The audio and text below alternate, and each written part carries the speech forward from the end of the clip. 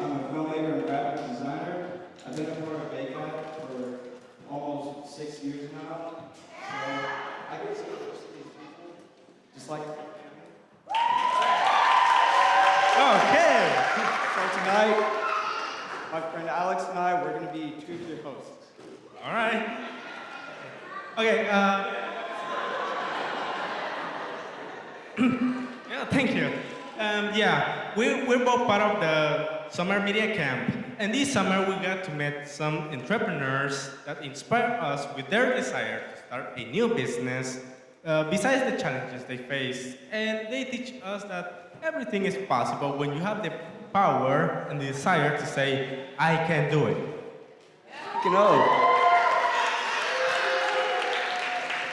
Speaking of, I know a successful entrepreneur. You know what I'm talking about? Of course, James, of course. Today, I got the pleasure to introduce one entrepreneur that surely we all are proud of. He's the president and CEO of BayCat, Billy Wong. Please give him a round of applause.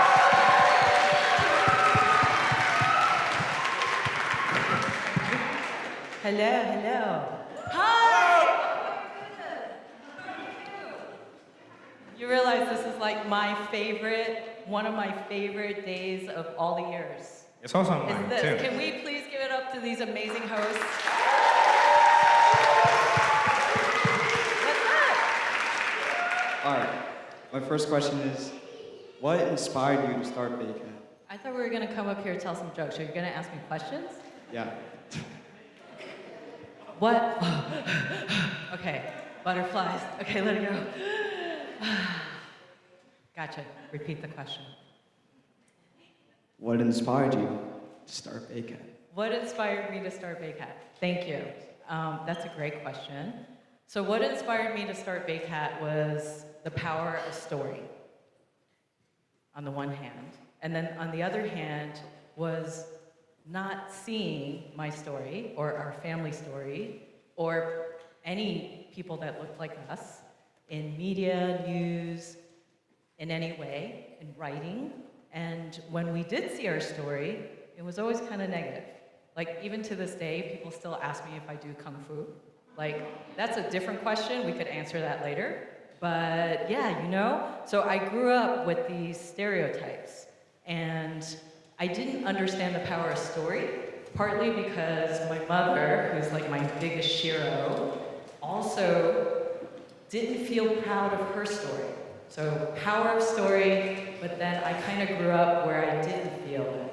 And it wasn't until I was older that I realized that part of the answer to this question has to do with our biases, our prejudices, racism, and how people grow up. And we were, immigrants, right? So when I figured that out, then I was like, okay, bing, what if we could make this a business? And not just like, oh, that's nice. You want to do something to end racism? That's really nice. No, I was like, what if we started a business and we change who the storytellers are, and therefore we change the stories. And the more stories, yeah, you like that? And that's why we're here today. And the more we can hear your stories, and new stories, and stories that are not told by people that how many times you swiping and you're just like, what am I doing? What's out there? I want to hear your stories. So the dream has been to do that. Let's make it a business to help end racism, to bring greater equity by changing the storytellers. But also, I want to create that path for you so that you could really be in industry. Go work for the Pixars, go work for the Lucasfilms, go be your independent filmmakers and get those stories out there. Or go work for advertising agencies and change the commercials, change the news, right? Big dreams, kind of nuts, but you're part of it, so thank you. That's what inspired me.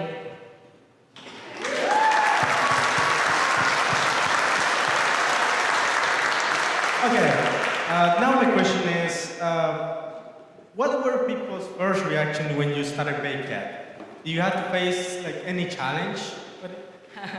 When I first started Baycat, I didn't even know what to call it. I just knew that I wanted something that had to do with stories, with education, but also with entrepreneurship. You know, making something out of nothing. I wanted it to be a business. So I would describe that. I was like, yeah, maybe there's this academy, and then there's this studio where you would hire us to do professional work. And you know what I got? I was like, huh? What are you talking about? What? Who are you? Who are you? And what are you doing here? And what do you know about this? So I had so many, I can't even count the thousands of no's or who are you? And when things started coming together, there were also different people that helped to make this happen. I often felt very invisible. So I might have an idea, but then somebody else took it because they were willing to like speak louder, right? So that taught me a lot about if you believe in something, you said that I can do it. It took me a long time to believe that. So in the beginning, it was like, who the heck are you?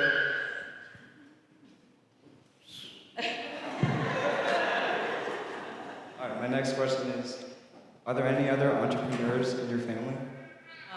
Other entrepreneurs in my family, so I mentioned my mom, she's a big shiro. So I got to see, I got to work side by side with her in the beginning in a sweatshop.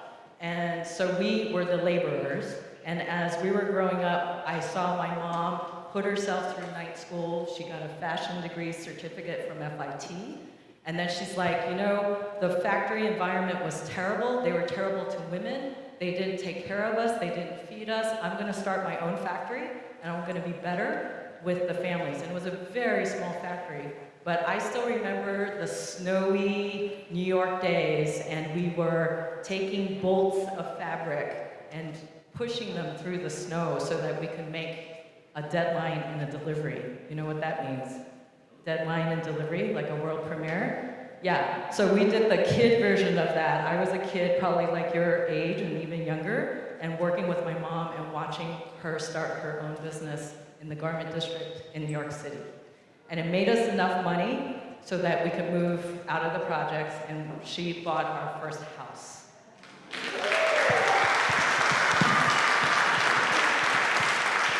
All right, Billy. And our last question is, what does it take to be an entrepreneur and start your own business like Baycat? What's it take to be an entrepreneur? Well, there's many in the room that we got to tell the story of, so we're excited to hear your story. If you're one of them, can you just shout out loud? Ah!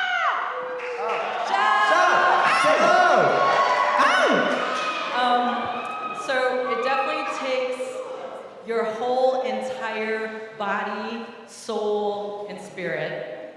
So let's start with the big brains and the big ideas. It's not just about that. It's about really thinking beyond, but then using your brain and saying, here are the needs. This is something that hasn't happened yet, or maybe it happened and I want to make it better. It starts with the voice and the vocal cords because you really have to learn how to communicate. So long, I never talked about it. So if you keep it silent, if you keep what's up here and what's in there silent, you'll never do it. So you have to use your voice, right? So you learn to use your voice. And then I would say the heart, right, and your passion. Obviously, you gotta have a passion because for the 1,000 no's, you gotta wake up the next day and say, I'm gonna try again, right? And that is also related to the fire in the belly, I always like to say. Right? So you've got to have this fire in your belly that's part of the passion to say, I'm going to do it not just for me, but for y'all. And so the last thing I'll say about that is the other thing it takes to be a great entrepreneur is community. It's the village. There's no way I did this by myself. Every single person, I put it in here, every person on this program, from the kids to the sponsors, to the donors, every single person. Like how many names are here just for this show? Hundreds, right? It's taken the entire village. So thank you for being part of the village to make this dream come true. And you've been part of this village, some of you from the very beginning, and I'm proud to say this fall, Baycat, so this is what's crazy. It's not just the entrepreneur, It's how you sustain it. This little baby Baycat is going to be 15 years old.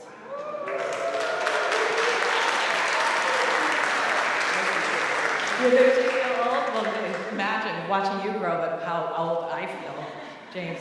And the other little trivia fact is the very first program, even before Baycat had its site, our studio, we did here at the Baby Opera House. The Ruth Williams Memorial, as we call it now, but the Baby Opera House in the basement.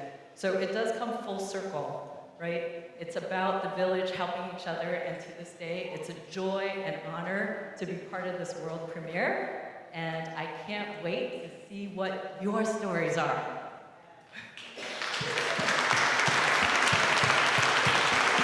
Thank you so much. Please give her a round of applause.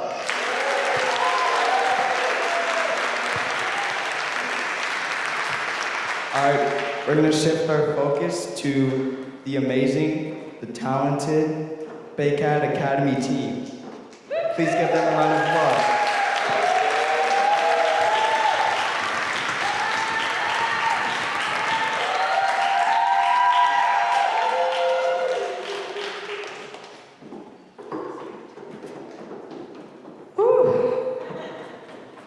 Give it up for James and Alex, kicking us off.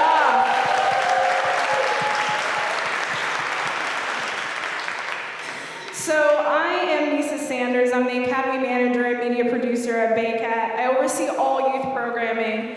And this summer we decided to switch things up. So we, instead of doing 8 weeks with all the same youth, we did 2 sessions, each 4 weeks. And all the youth got to do filmmaking and graphic arts and explore those mediums. It was different, challenging, fun, exciting. They got to interview entrepreneurs, but all of the hard work that went into setting this up is my amazing team standing right next to me.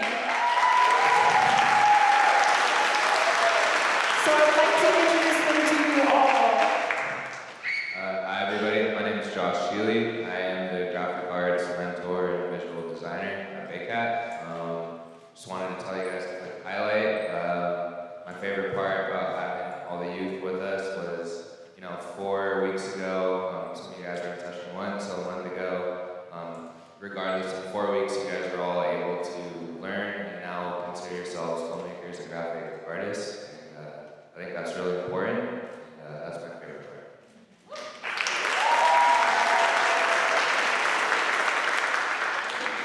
My name is Fox Nakai. I'm the filmmaking mentor and media producer at Baycat.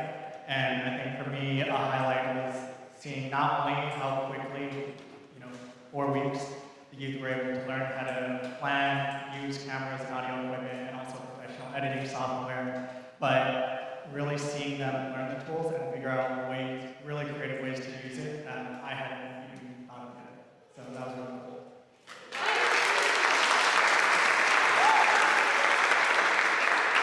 Hi everyone, my name is Tyler. I was the assistant graphic arts mentor. I think a highlight for me was just being able to work with all of you, pass down some of what I know so they can create something great.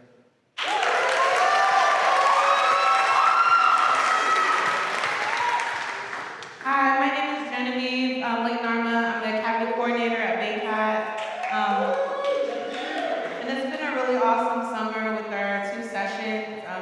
I mentioned yesterday to our youth that I'm not worried about the future because of them. But I did mention that because you guys are going to be the movers and shakers creating the next media and all the things that we want to see in a more diverse world. So I'm just so proud of you and honored to be able to support you guys.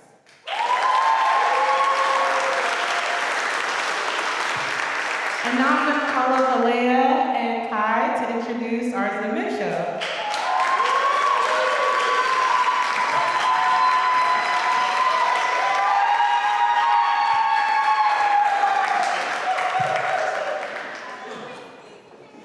Hi everybody, I'm Kai.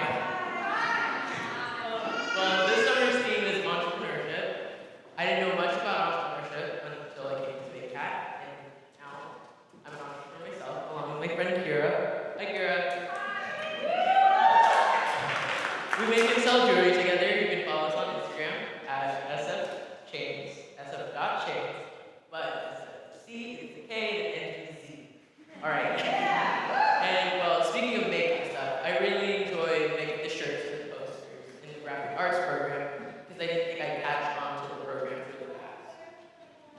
My name is Elea. I really enjoyed getting to meet Sana, an entrepreneur that I interviewed for my cruise doc, and the goal that you'll see in a bit. If you want to support her business, Diaspora go buy her spices that are amazingly delicious. And you know what, Kai? I enjoy making posters too. So, without further ado, it's time to watch Zoom In 43, Start It Up!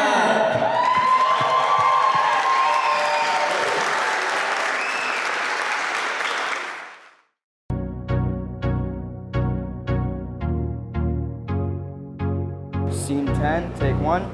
If I could start a business, I would start a tutoring agency that is more affordable than others. If I could start a business, it would be a restaurant combining all Asian and Latin foods. I would probably start a shirt company because I really like shirts. I would start a film production studio. I would start a skating company. If I could start a business, it'd be a tattoo shop.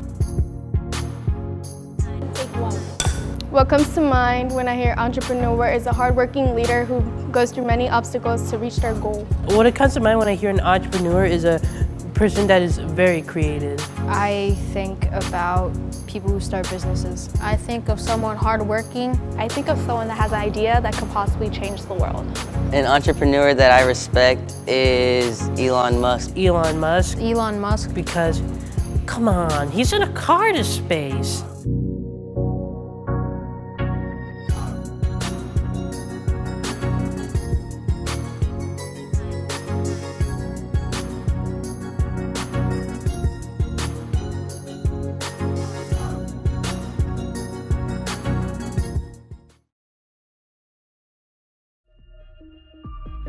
My name is Chris Eliers, aka Cream the Barber, and I'm from San Francisco, California.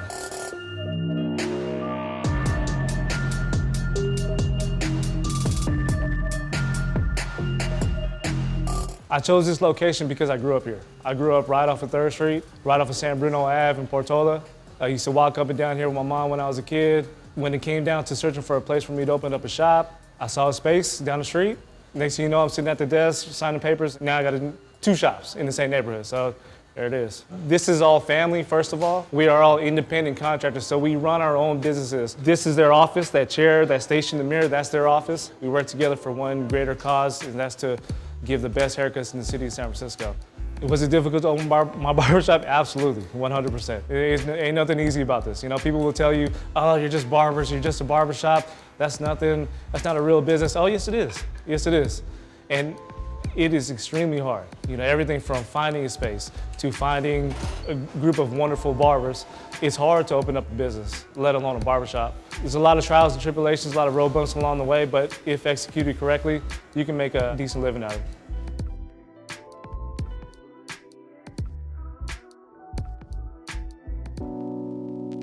I would say the biggest sacrifice that I made, the time spent away from my kids. You know, going back to the question, like opening up a barbershop is not easy, you know? You gotta make a lot of sacrifices happen, and one of them was the time that you have to spend away from your kids and your family to make it happen. But it's all for the greater purpose, and that's to provide for them, you know? And if I could change it, I would never do it. Yes, I spent, you know, a good amount of time away from them, but then I know it's only because I'm gonna spend a lot more in the future, and I wouldn't wanna change it no matter what.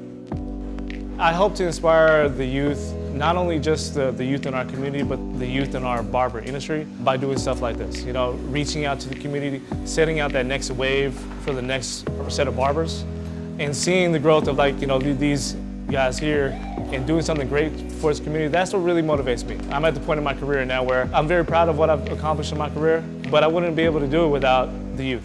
That really motivates me, and it motivates us to do better.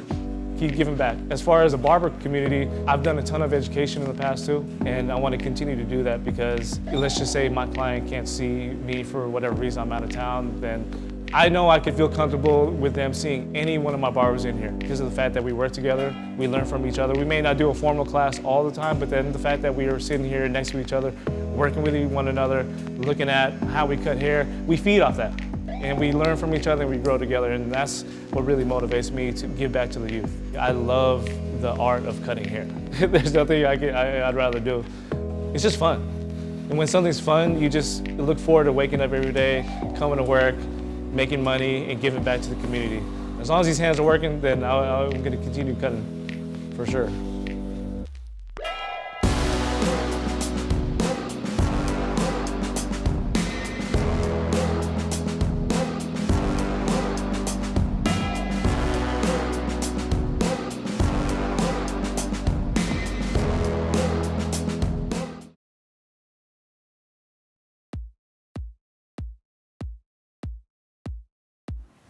Hello, my name is Ashley Franco and I'm here with Vita Vasquez. Nice to meet you. Hi, good to meet you, Ashley. So we're here to interview you about your artwork. Can you explain a little bit more what you do? I'm a visual artist and jewelry designer, art educator as well. How much of an impact did your childhood have on your art? I was fortunate to have parents who really exposed me to a lot of culture. I also was fortunate to be born and raised in the Bay Area here in San Francisco. And so just seeing the murals and the Mission, and my mom took me to art museums. My family is mixed race too. So my father is Afro-Cuban and my mother's Jewish. I had a youth that was culturally stimulating.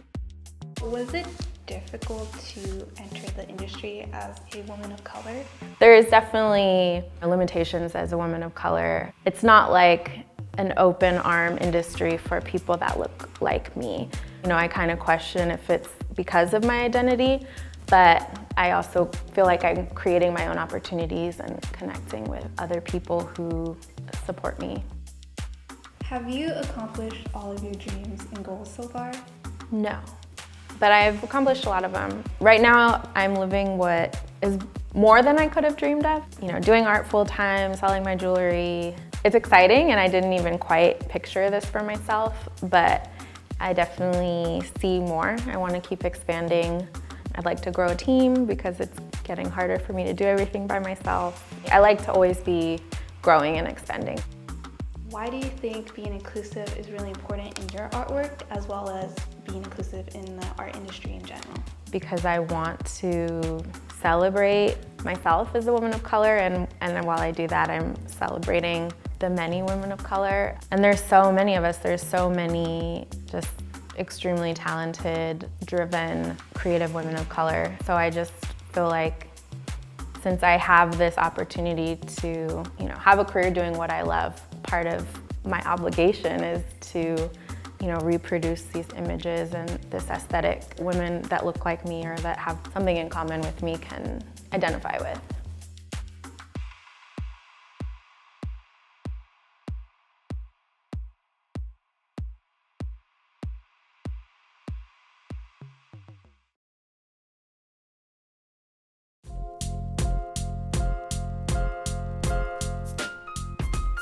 My name is Lul Mengesha, and I'm an entrepreneur. I currently run a small data sciences service company called Datable Services, and I'm also exploring much more of my creative side in writing and filmmaking. I have always been an entrepreneur since I was a little kid. I've always tried to figure out how to make something from nothing.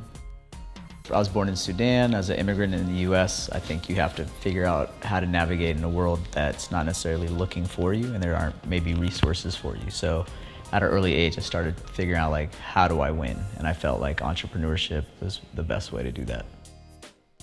Helping people is important to me because I grew up in a very communal family and culture. My family's from Ethiopia, and our family is definitely community oriented, and everything is about making sure that your community is doing okay, and then the people in your closest family will do well.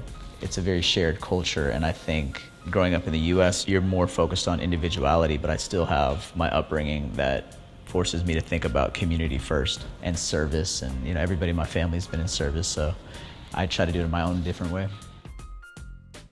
Like many people, I've had like a lot of different obstacles to getting to where I'm at. For example, at the University of Washington, despite being really interested in writing, I placed into like remedial English courses. I was a great student in high school, but when it came to testing at the college level, I wasn't really prepared for college. So I had to go from not being able to write to then pursuing my own interest in writing. My first book, The Only Black Student, I wrote that more as a response to students I was mentoring in college. There were a group of underclassmen, and I felt that they were struggling on how to navigate. They were smarter than me, but they were not doing as well in navigating. And I think when you're an entrepreneur and you're first gen, you're constantly questioning how to do well in different environments, and you're kind of paving your own way. And I felt that since I had learned how to do that already, it made sense for me to help other students with the same process. I set out to solve this challenge of students of color not doing that well. And I think my life would be a lot different if I was part of white community or majority community, in that it would be a lot easier to navigate. I think a lot of resources in this country are set up to help people that come from families that already have established wealth, or they understand how to navigate systems. But the good thing is, if you are a person of color and you are trying to navigate this country, you end up having a more inclusive experience, and you understand and you're able to empathize more with how different people have to navigate based on the challenges you've had. So I think it makes you a more empathetic person, and I think overall it makes you more successful. For a lot of people, most people aren't willing to go the extra mile to get to this next stage of their goals, but I think that's what entrepreneurship has kind of lent itself to me. It's like the ability to keep going.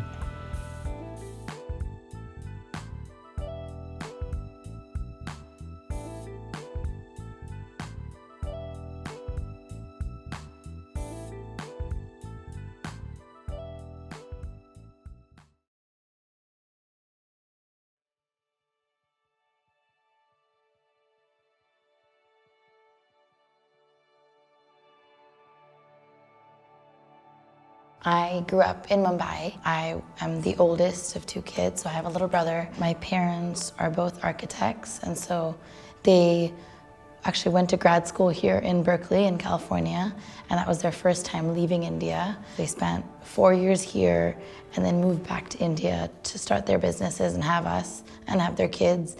So I grew up really hearing about Berkeley in California as the promised land where feminism was at its peak. And so grew up really knowing that I wanted to one day come to California, but also grew up in a very mixed religious caste and ethnicity family. So there was food from lots of different cultures all the time. And given that my parents were architects and had specifically moved back to India to be a part of the development of India, it was a very values-driven childhood. You're being given this incredible education, you have a lot of privilege as an Indian, and what are you going to do with that? And how are you going to use that to actually contribute to India? So I would say that that has then informed a lot of my life, and now my work is what am I going to do for my country?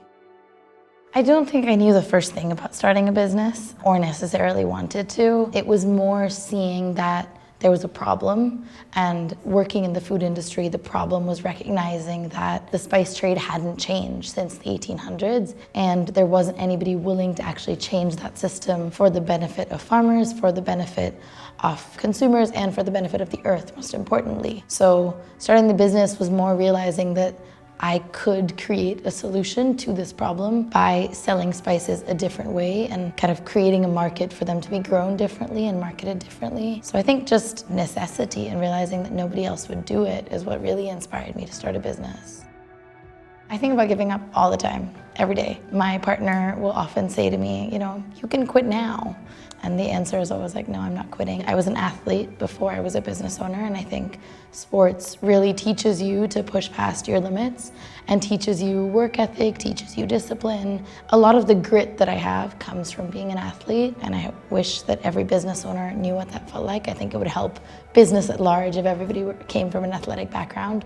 I think the biggest one that keeps me going is knowing that there's people whose livelihoods now depend on this idea. There's farmers and their families across India now for whom I'm their sole buyer. So if I were to close down, that's a lot of people's lives that are affected. And a lot of people who've taken a risk on me, who invested in me when they really didn't have to. I grew up with turmeric in every part of my day. When you're a kid, you often get scrubbed with turmeric and chickpea flour as an alternative to soap. In a traditional Indian breakfast, you're having turmeric in your breakfast, in your lunch, in your dinner. When you die, your body is cleansed with turmeric. So having grown up in India, my whole life was consumed by turmeric in some form. And when I realized that there was this huge demand for it in America, I really wanted to bring that cultural context and that depth of the history of this spice to the United States so that yes, people can put turmeric in their turmeric lattes and get their dose of woo-woo wellness, but that they also know where it comes from and who it comes from. I love the history of the spice because it's ultimately the history of where I come from.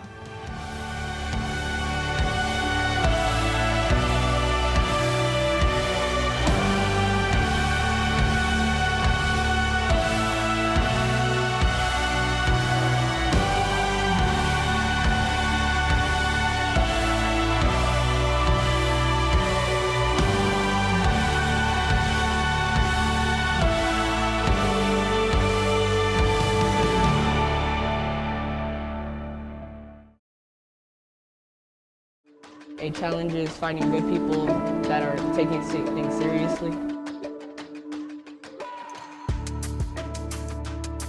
Money, because even though I'm getting money in return, I still need money to make sure the designs are perfect. My life would be different if I was an entrepreneur by me having to put all my time into it and having to maybe sign paperwork. If I were an entrepreneur, I think my life would be very organized. I would be able to obtain money which I could use to support people who aren't in the right places in their life. Yeah, it's weird, isn't it? I completely changed clothes since the intro and now. Robert, can I see your face? Okay, great. Kind of, everyone see the camera? All right, one clap, 1, 2, 3. And I stick it right there. You got it?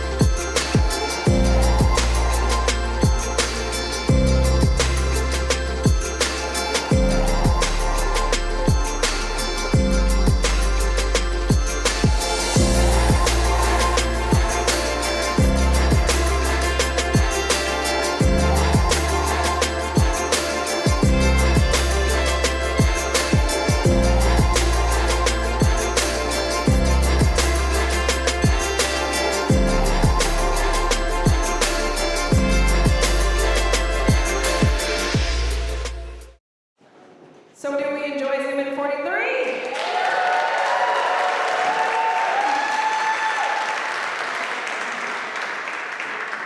I just want to take a moment also to thank one of our entrepreneurs who is featured in the doc. Lowell is here out tonight. Just want to shout out to him and to all our entrepreneurs. Thank you so much for taking time for our youth to interview you and feature you and these amazing docs. Give it one more hand to them.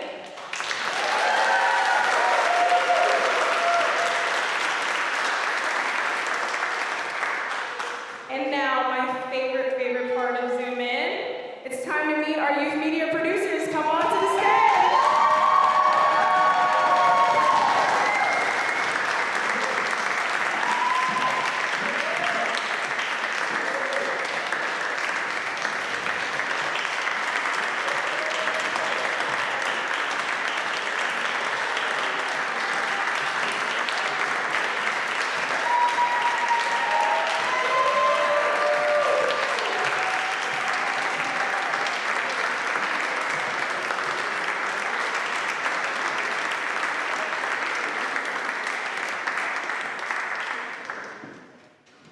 Alrighty, Henny is gonna take it away.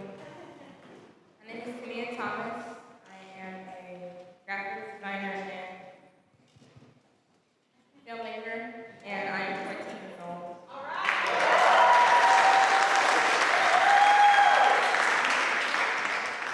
My name is Robert Salman Green. I'm a filmmaker and graphic designer, and I'm 11. My name is Adriana Sendo. I'm a graphic designer and filmmaker, and I'm 12 years old. My name is Edward Lara. I'm a graphic designer and filmmaker, and I'm 14 years old. My name's Anna Busaya, and I am a filmmaker and graphic artist, and I am 11 years old. Hi, my name is Andre Sharp. I'm a filmmaker and designer, and I'm 12 years old.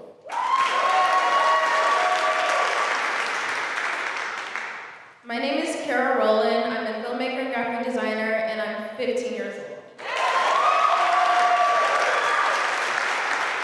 My name is Elia Brown. I'm a graphic artist and filmmaker, and I'm 11 years old. My name is Ryan Travis. I'm 15 and I'm a graphic designer. My name is Dion Chaudhry. I'm a filmmaker and animator, and I'm 12 years old.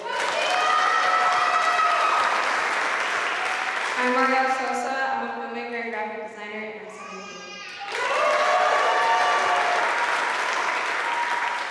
I'm Taran Chaudhry. I am a graphic designer and filmmaker, and I'm 15.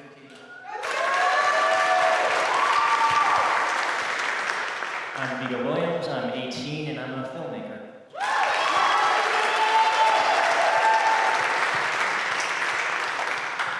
My name is Jackie Chen. I am a filmmaker and graphic artist, and I am 14 years old. My name is Ashley Franco. I'm a filmmaker and graphic designer, and I'm 16 years old.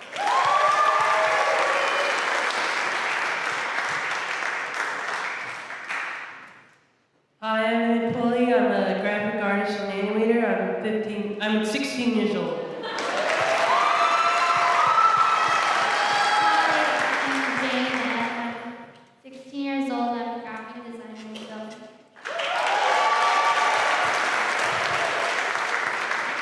My name is Kai. I'm 15 years old and I'm a filmmaker and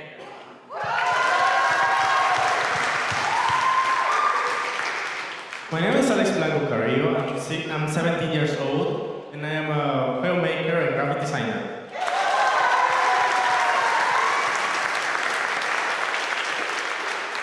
I'm James Parker Pennington. I'm a filmmaker and graphic designer, and I'm 17.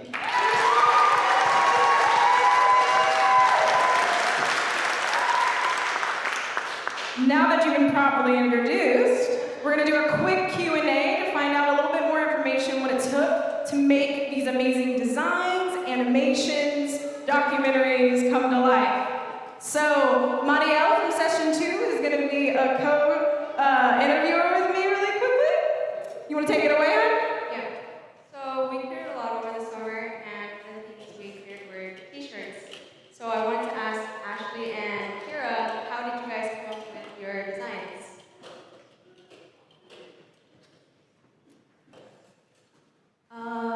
I'm Ashley. I designed the t-shirt for the 2019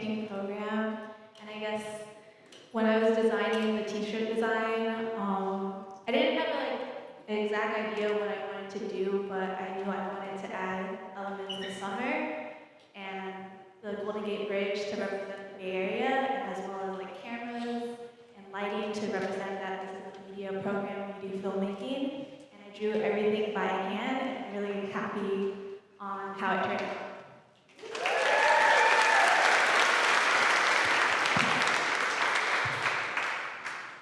So I'm Kara. I kind of started a bit late, like the day the t-shirt was due actually, but my design was based off of the energy at Baycat. I have a lot of circles, so I just thought of like soda and bubbles, and I just wanted to give it like a fun feeling and stuff. And yeah, I hope you guys really like it.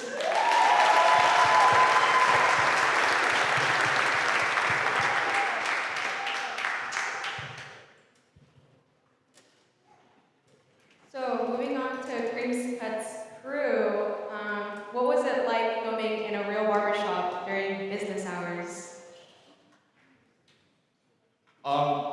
Recording in a barbershop, I was expecting it to be like super difficult, like people wouldn't want to be on camera and stuff, but it was actually surprisingly smooth. Everybody was super helpful. Everybody was down to be on camera and just give suggestions and stuff. Yeah, one of the best shoots I've been on.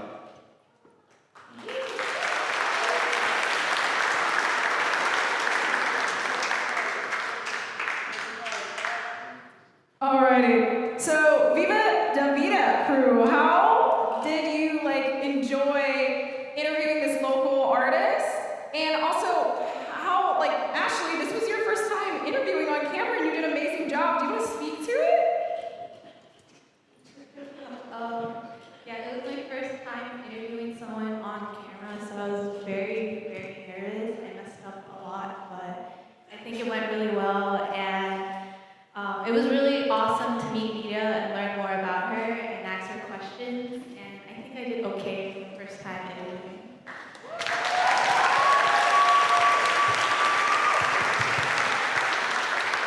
I think you did more than okay. You did an amazing job. And also, I want to hear from our three lovely ladies who modeled Vita's earrings. They did such a good job. I think you can recognize them wearing this pair. So, can we hear from y'all about how it was to work on that documentary?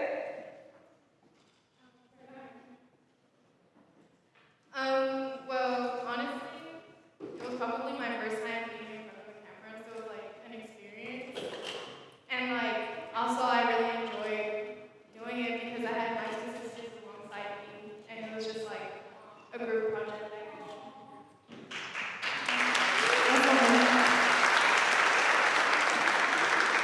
That's okay. So now we're going to move on to the Even the Playing Field documentary. I would love to hear any challenges that occurred when filming that film and interviewing your entrepreneurial.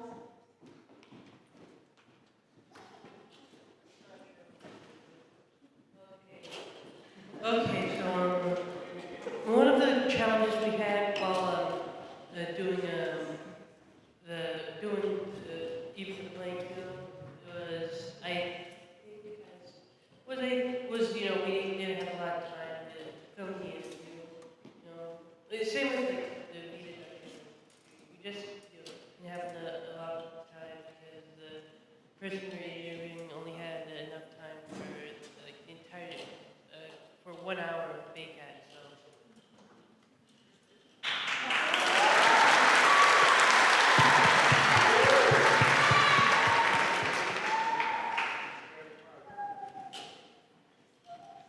Alrighty, so now I'm going to hand it back to Marielle.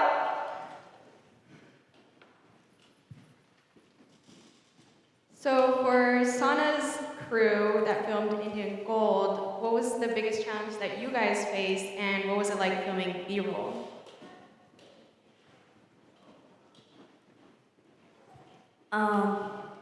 So I interviewed Sana, and I was very nervous because I had to stay calm and try not to mess up. So it was a struggle because I had no idea what I was doing. So I had to just tell myself, breathe, stay calm, and just answer the questions, nothing really that big. So that's what I did, and it turned out amazing. She gave amazing answers.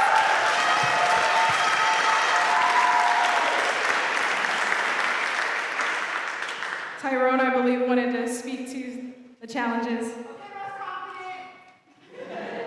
Okay, so one of the challenges was we had 2 days to interview Sana, but the first day she had a fever and she was super sick, so she couldn't come, and we had to do B-roll footage for that day, and also for the second day she still had her fever, but she had to come because and so I mean, as you could see, in the interview, she looked kind of sick. So.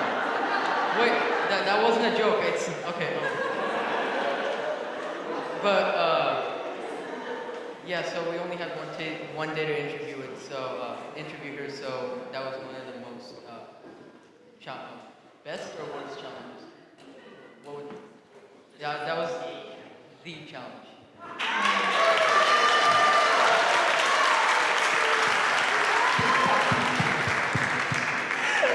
Thank you so much, sir. Back to you, Nisa. Oh, thank you. Thank you for that handoff. Thank you.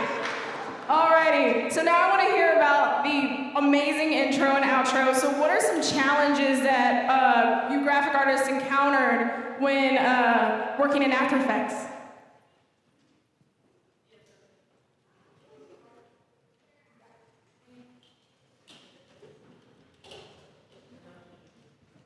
Okay, so hello everyone. You know me. I was a guy who animated the car in space, and it was a very simple process. You know, one person did the background, and I just drew the car and animated flying in space in After Effects.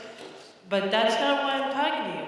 No, what I'm really talking to you is about the default dancing. I told them not to put it in there, but they didn't listen. They didn't listen, so they put But it you in look there so good and anyways. you're dancing so well, so we had to put it in.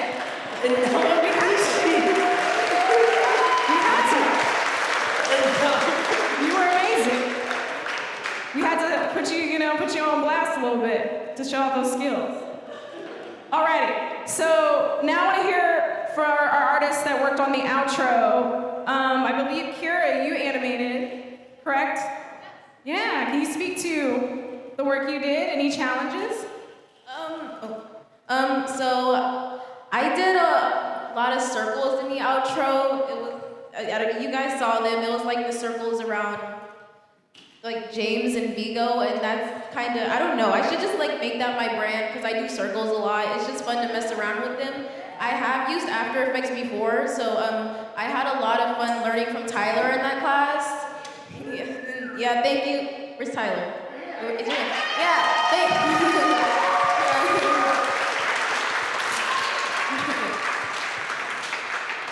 Yeah, and I kind of did get sick by the end of it, so I kind of started to fall asleep a lot. But thank you, Tyler, for being so understanding and stuff. And yeah. Yeah. Thank you, Kira.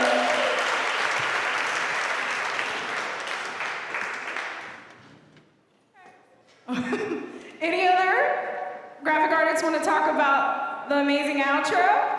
Or your work that you did? Any challenges you encountered?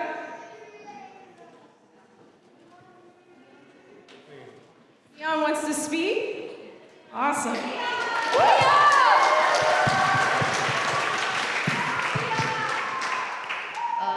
So me and my brother switched. So I was in the poster originally, then we switched, and I was in After Effects, and I didn't really get much time to do it, but I learned a lot from After Effects. So yeah.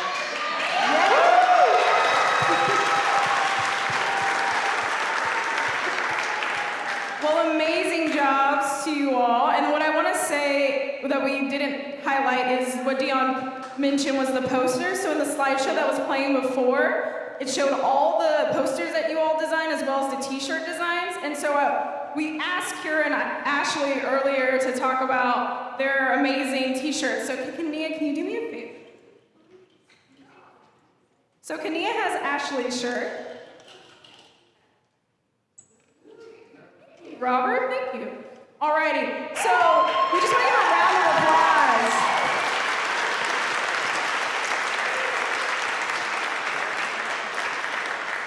So all the youth designed t-shirts, and these two ladies' designs were picked to be printed. So we want to just highlight them. We think they're dope and amazing, and I can't wait to wear mine all the time.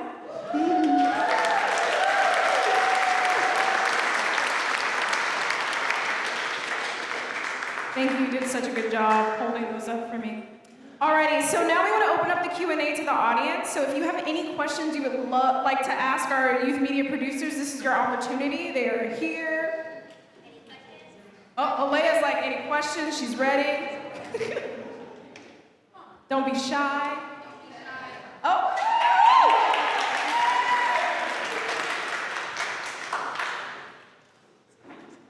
Hi, this question is for any of you. I wonder when you were concepting or thinking about what you were going to create, and then when you were in the filming, probably something changed, something unexpected came up. I wonder if anything unexpected came up or something you had to adjust. So he's asking about any times you had to pivot from pre-production to production. Does anybody want to speak to that while working on their projects? Because I definitely know that y'all had to do some pivoting.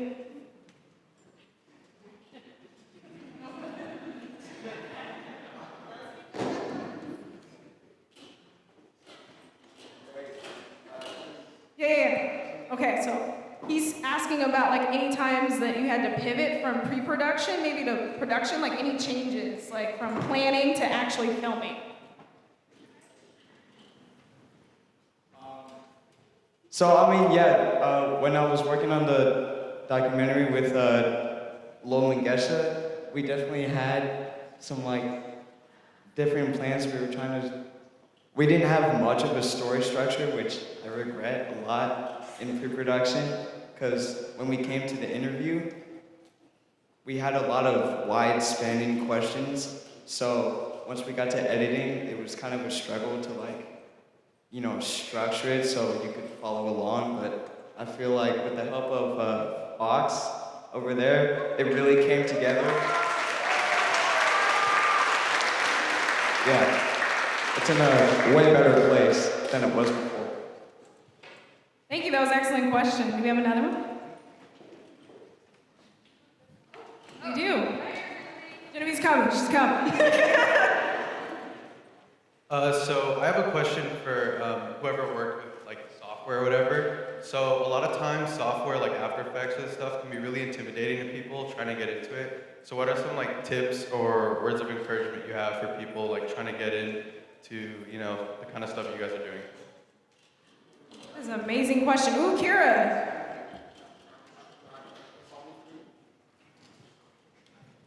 So you're asking how to get into it, basically? Or because some people might want to start, but they'll give up because it just looks so intimidating, all this stuff on the screen and all this. Oh, well, I was like that at first with After Effects. It was the first software I learned how to use when I got my first laptop. But so basically, what I would do was play around with it on my own, and then when I had questions, I would go to YouTube. YouTube is the best teacher out there. I love YouTube.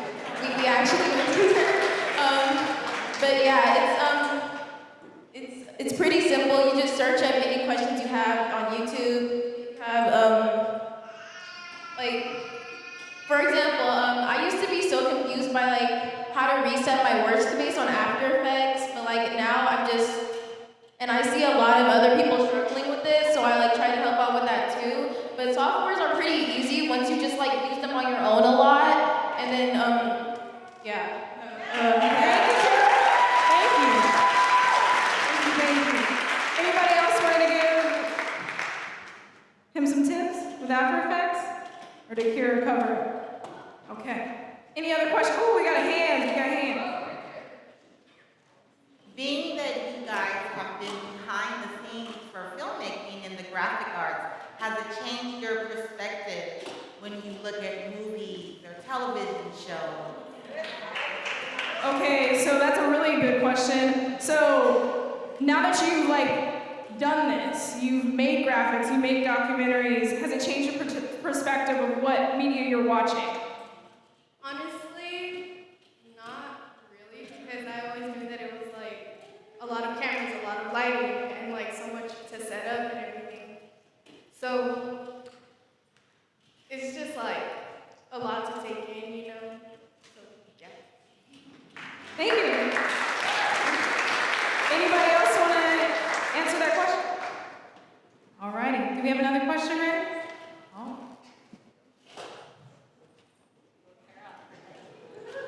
So first of all, I would love to congratulate all of you for such an incredible job. I'm sitting here, as I'm sure the audience is, totally inspired by what you did in the 4 weeks that you had.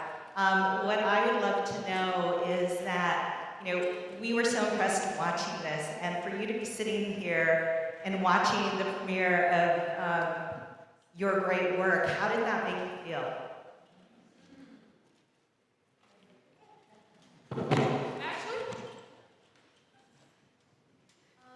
For me, this is like, I guess, the first ever film that I ever done and helped work during like pre-production, during production and post-production. And the way I see it is like the beginning of more films to do, because later this fall I have to start thinking about like colleges, because it's my last year in high school.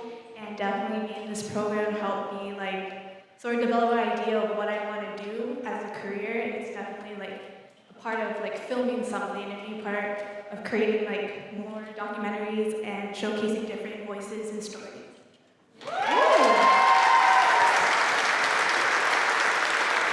Amen.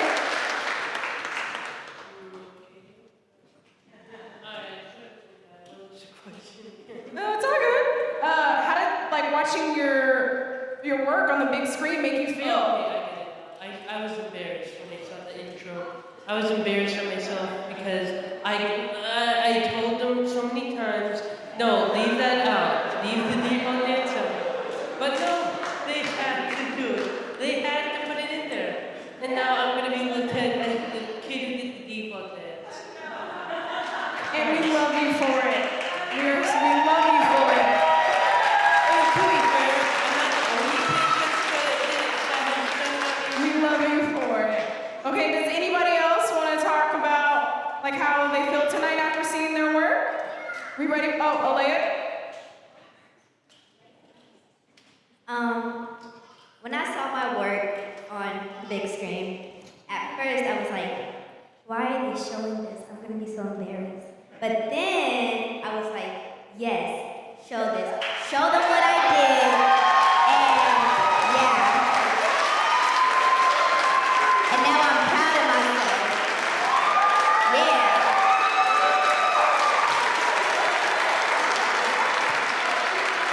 Oh, look at that confidence. Beautiful, radiant. Any more questions? I also want to just congratulate you guys and tell you guys from all of us just how inspired we are. You guys not only picked amazing entrepreneurs to profile, but you guys told your stories in such compelling, inspiring ways. And I hope you guys also feel like entrepreneurs and creating something from nothing. So my question for you guys is, with these entrepreneurs you guys got to know and interviewed, what did you guys learn? What are you taking away from their stories? That's an excellent question. So, with interviewing these entrepreneurs, like, what did you learn? What lessons did you take away from them? Anyone want to speak to that? It's really deep.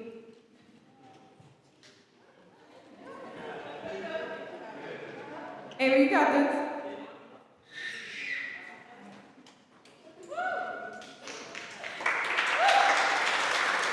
Thank you. So I interviewed Chris for the Creams Cuts documentary, and I learned that these people have, really real stories. And while interviewing him, he got really emotional, and I just wanted to go up to him and hug him. But I knew that the documentary had to keep on going because the cameras were rolling. So I felt really bad. So yeah, it really hit me because we were planning the documentary, planning the questions, and we're like, oh yeah, it's gonna go like this, like this, like this. And he's gonna tell us these really great answers, but I wasn't expecting the emotional answer, so I didn't know how to react. So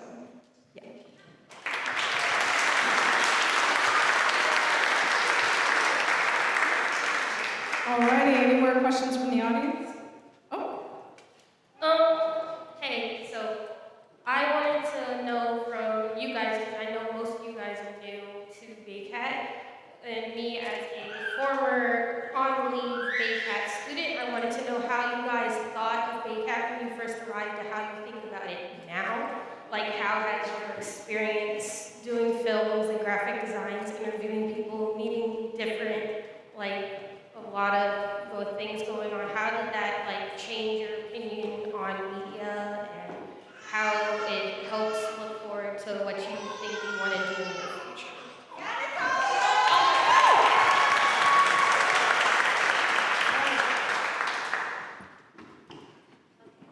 So, I learned to respect media and like really take in what they're saying. Like at first, I was like, yeah, they're just saying things. Like I didn't know they were going through that much. So I just learned to take in what they're saying and really make it mean something.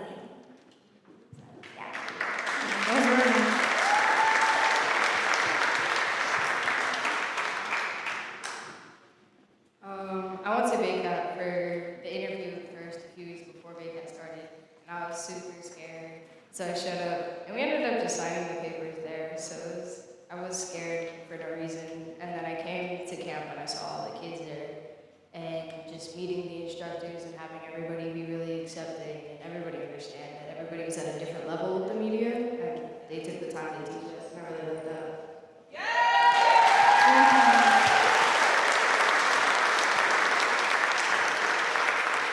Anybody else? Any more questions?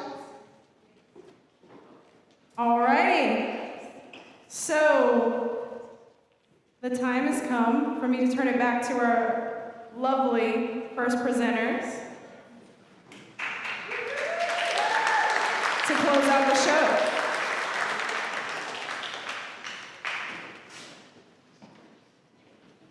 All right. Thank you all so much for coming out tonight. We hope you enjoyed the show. Also, if you know any 11 to 18-year-olds who are interested in digital media, please have them go to baycat.org to apply. The fall program starts on September 16th. Also, we will be posting all photos and all films of today's Zoom-in on Facebook and other social media, so please make sure to follow us. Once again, thank you for coming to the show. Good night.